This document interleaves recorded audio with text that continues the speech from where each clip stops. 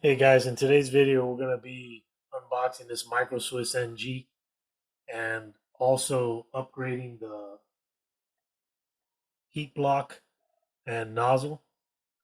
And I believe that this is going to improve filament flow because more of the nozzle thread is inside of the E3D heat block than the Micro Swiss or standard MK8 heat blocks that are a little bit thinner. But anyway, let's jump into it here. Guys, if you're new to the channel, consider subscribing. Turn on your notification bell and leave me some comments. I love reading the comments and do my best to get back to you guys as soon as I see them. So why the Micro Swiss NG? Well, when Micro Swiss originally came out with the direct drive extruder kit for the CR10 and Ender series of printers, I thought it was just the most fantastic looking piece. And they came out with this unit not long ago. And when I first saw it, I thought, wow, I mean, these guys, they really think out of the box. And if you guys haven't seen this thing, it's, anyway, it's just amazing. So you got all your hardware, some screws. You got a little sticker here, some wire ties, a few tools. And then you got the already pre-assembled heat block with the titanium heat break and nozzle. QR code here for some assembly instructions, and then the actual unit here.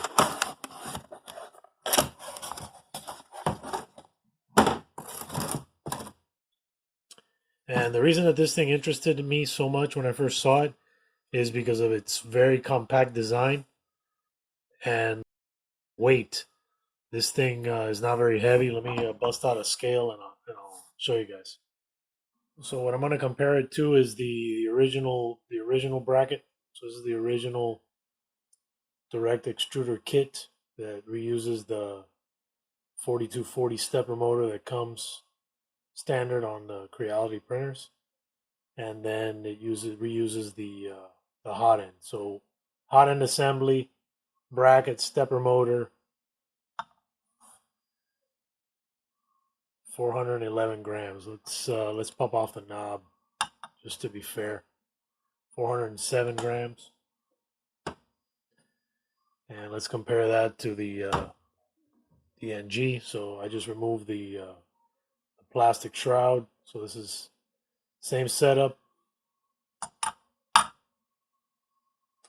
274 grams.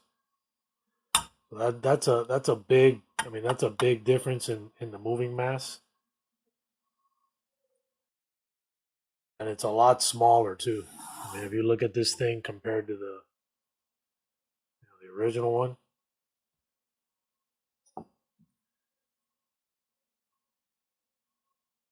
that's a big difference in size and weight, everything. Anyway, yeah, man, I was just blown away by this. And if you guys haven't seen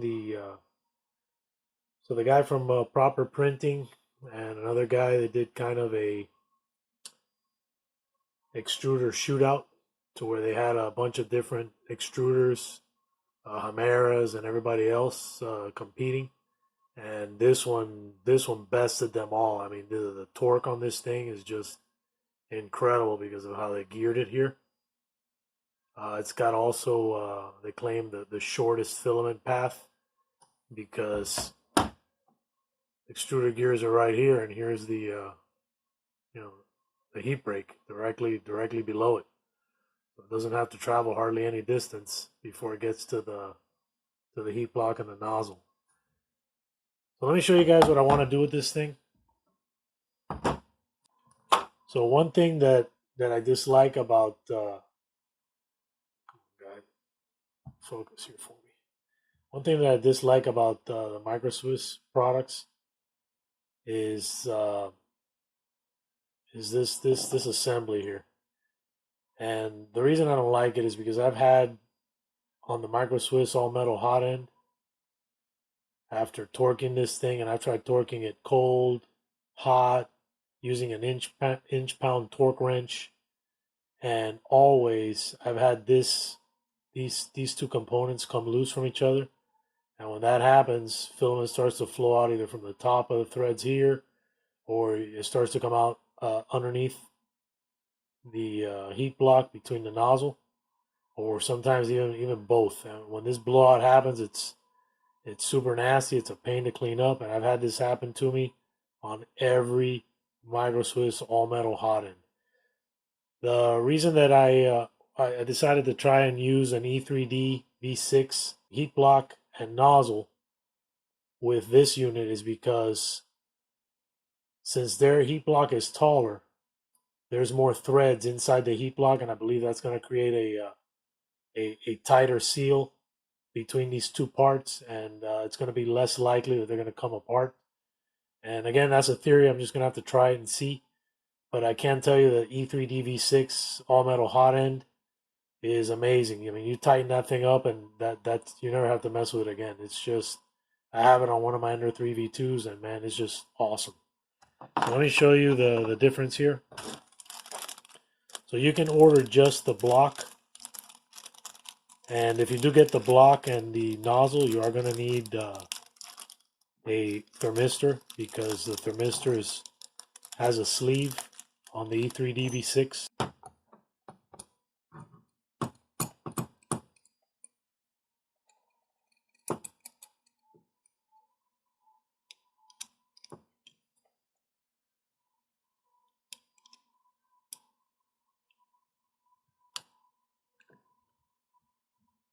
Wow, this thing is tight.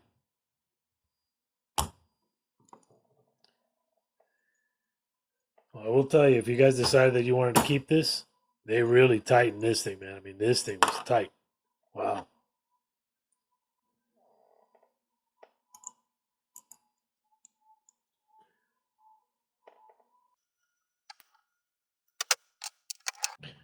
All right, so here you can see the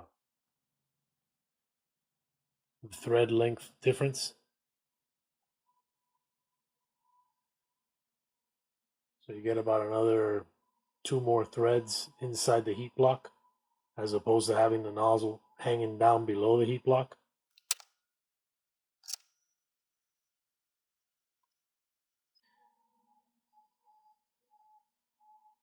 So you can see that they're about the same length. But the block being deeper and having more thread inside the block means that this one's going to have a longer melt zone than this one. Because as soon as it passes the heat block and starts to get into the nozzle, it starts to cool right away. So this design is, in my opinion, a superior design.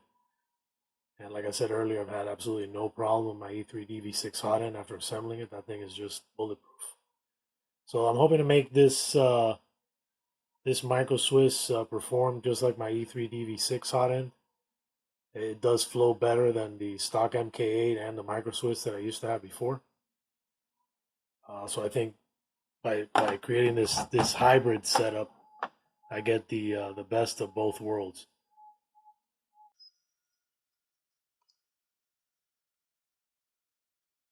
And you want this like slightest gap, like a very small gap between the nozzle and the heat break. That means that when you tighten this thing up, you're not tightening it up against the heat block, but you're tightening it up against the heat break. So that's how you want it.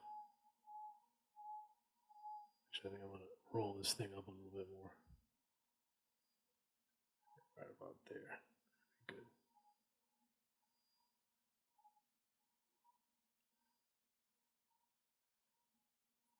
All right, so that looks good.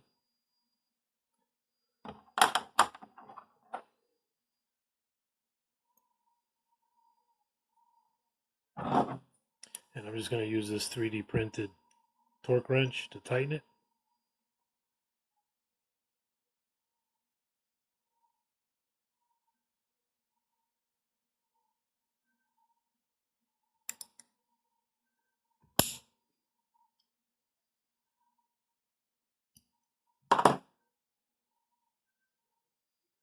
That's it.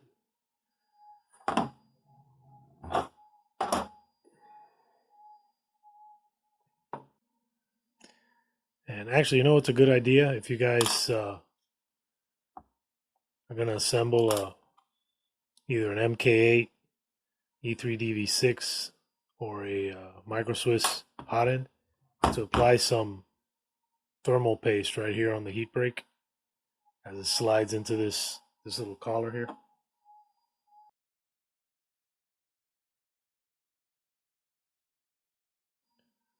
So you don't need a lot, just a little bit.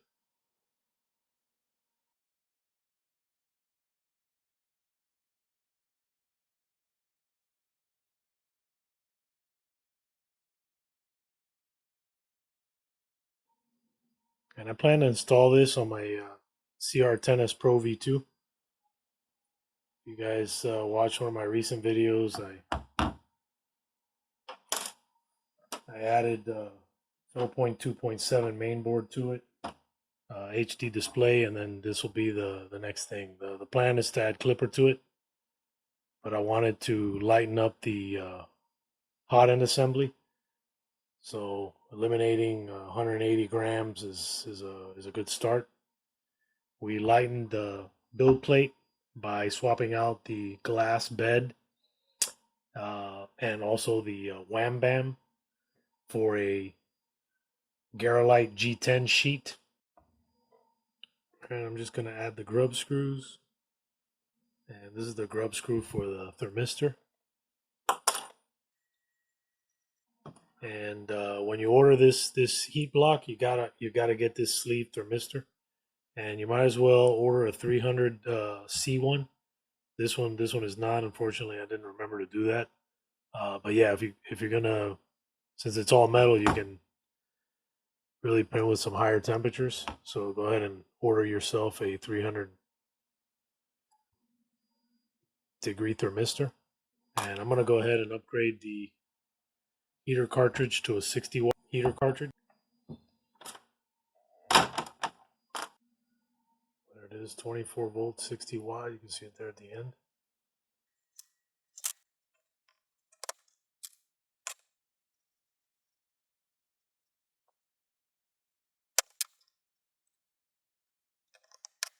Next thing will be to put the housing on.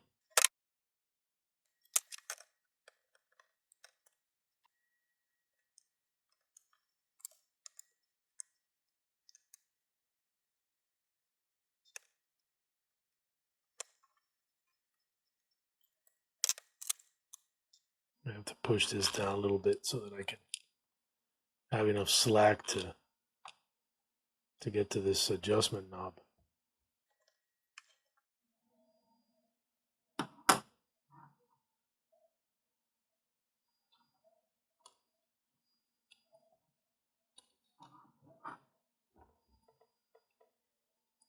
And this is a 24 volt fan with a hydraulic bearing. And at first when I saw this fan duct assembly, I thought it looked kind of too big, but it's not really that big. It looks bigger in the pictures than it does when you put it in your hand. It's not that big at all. I'm not sure about how well it's going to cool with just one 4010 fan, but I'm going to go ahead and just try it and see. Hopefully it'll cool adequately enough.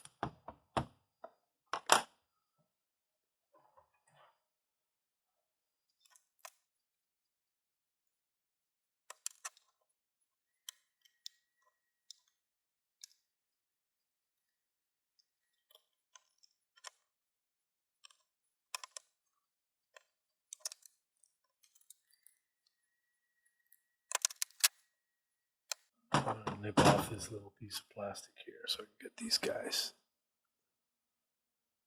neatly into that groove there. And one thing that might not be a bad idea would be to use some type of sealing material in between that edge that goes around this, because there's a little gap here. Kind of hard to see, but Anyway, there is a gap there. You might be able to see if you can see it here. See that gap there? So air is just going to come out of that space there. So it might be a good idea to seal that up with something, maybe a little piece of foam, or even a little bit of caulking might do it too. A little silicone. All right, so let's get this thing installed, and I'm gonna have to work on my wire management, and then I'll have to update you guys. But installation is pretty straightforward. You just got your thermistor wire, heater cartridge, heatsink fan, and then parts cooling fan, and then the stepper motor cable, along with uh, uh, PL Touch or CR Touch if you're going to use one. I'm using a CR Touch, so I'm going to have to either download an STL file with a bracket mount or design one in Onshape.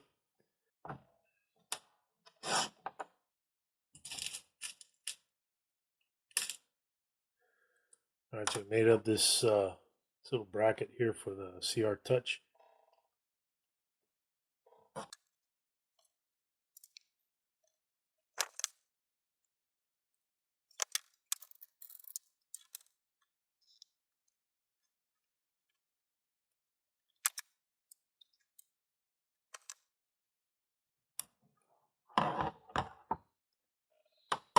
And we may need to work on this CR Touch if it doesn't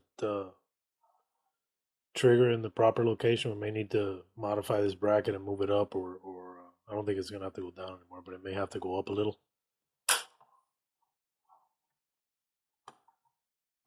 But currently it puts the offset. Let's check the offset real quick.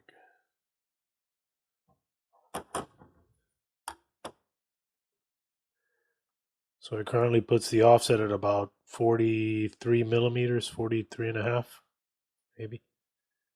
Yeah, about 43 and a half millimeters. All right. And then let me see the offset this way. This one's kind of hard to determine because you gotta like eyeball it. Let's see.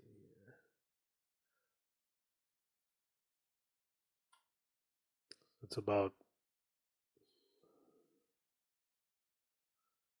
13 and a half offset.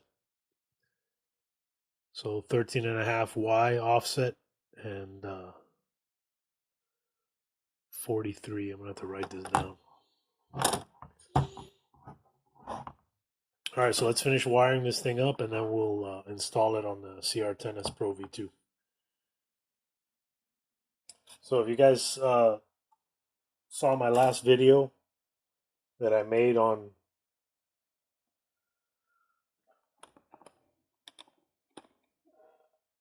maximizing your probe area on your print surface, I mentioned that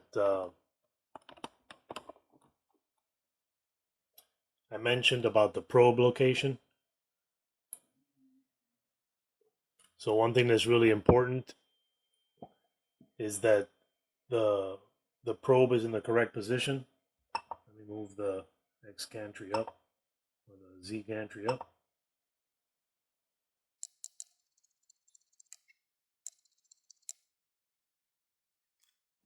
So one of the most important things is to make sure that the probe is set kind of on the high side, because you want it to trigger as close to the at a point that the nozzle is as close to the bed as it can be, without actually crashing into the bed first. So you want to trigger just before the nozzle makes contact with the bed.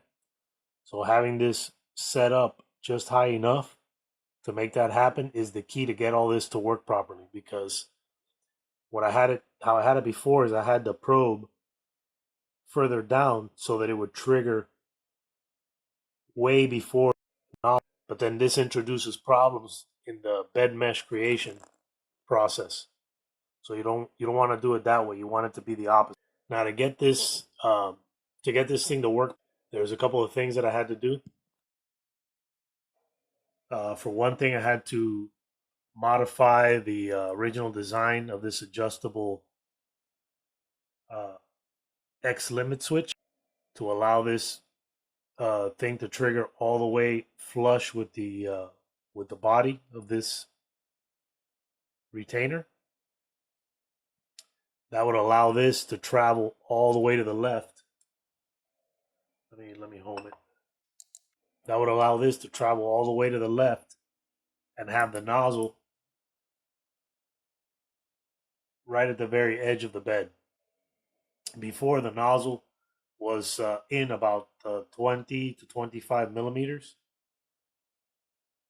and that was way too much. So there was no way to line up the mesh on the bed when it's that way. Another thing also is that it has to work the same on the other extreme. So for the X, I was able to increase the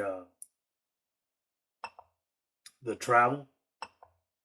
Default, the printer was set up to 330 millimeters of travel total length between the limit switch and the end. All right, so I got it at 345 is the maximum travel.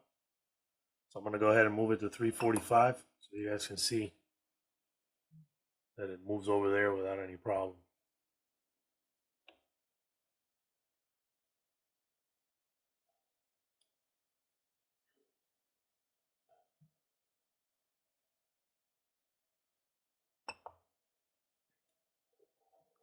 And the reason that that's important is because you want the nozzle again, or the probe in this case, to be able to probe way out here in the corner. If you don't get this extra travel, you won't be able to access and probe this edge of the bed. As far as wire management goes, in my original setup, I had the wire coming in front uh, on this side of the A-frame, and I had it fastened on the corner here, and then it went into the little breakout board on the side where all the little connections are. But I was able to route it back using the original path. The only thing is, since I no longer have the Bowden tube utilized on the extruder motor, which used to sit on this bracket, I needed something to support the cable. I could have put a Bowden tube in there and I guess fastened it, wire tied it, but I like this keyback solution. That thing works really well, and it just sits on the top. I just had to reverse it. So before I had it facing this way, I turned it around, and then it's able to bring the cable down to support the wire in between the belt. If you guys remember from my previous video, I got this belt back here. You can kind of see it in the shot. So this brings the cable down between the A-frame and the belt. So it works out really well. Installation was pretty simple. It was really no big deal. Just mount the all the components on the Micro Swiss NG, and then bolt it onto the gantry. The only thing I wanted to achieve by adding the Micro Swiss NG is to lighten up the hotend assembly and also make it a little bit more compact. Another thing too is the Garolite G10 is in stock for the CR10S Pro V2 and other printers that use a 310 by 320 bed. These build surfaces are a real game changer. Whether you pick up ours or you pick up another one, I highly recommend this. This particular one is precision cut to fit the CR10S Pro V2. Radiuses and everything match perfect. Installation was pretty simple. It was really no big deal. Just mount the all the components and tweaking the firmware. All I did is created a new bed mesh utilizing the new probe position. Loaded in a test file to confirm that the bed mesh is working properly. So let's fire off a test print and see how it comes out.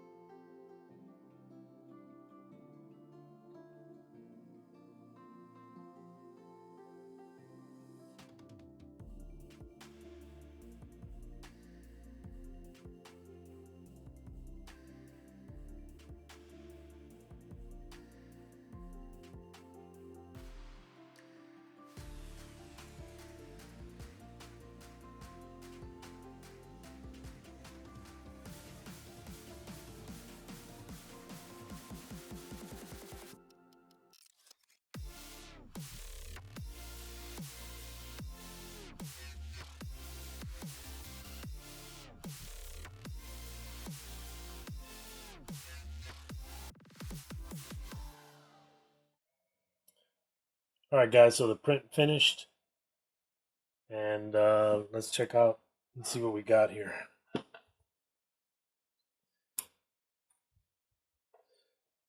So for one thing, let's check and see if it's centered. So what I did here is I got I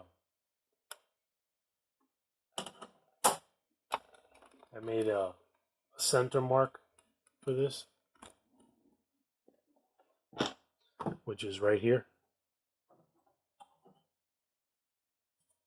And what I use is this center finder ruler. And I just line up each side.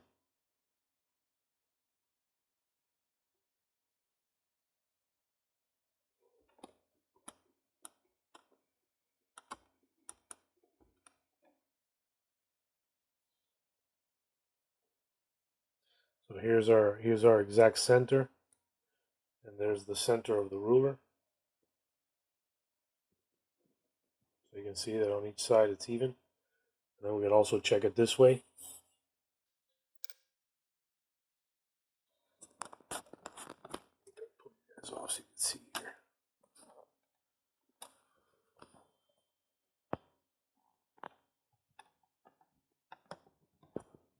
Kind of hard because the bed is so big. You see it's centered there. There's our center mark. Alright, so we got both of those elements are good.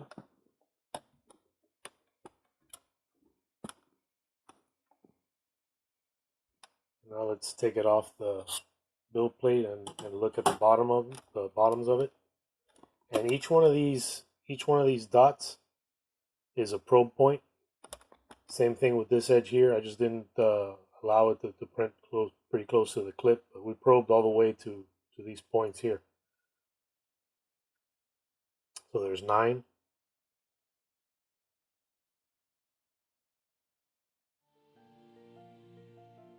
Nine probe points this way, and then 9 probe points going back. So it's a total of 81 probe points.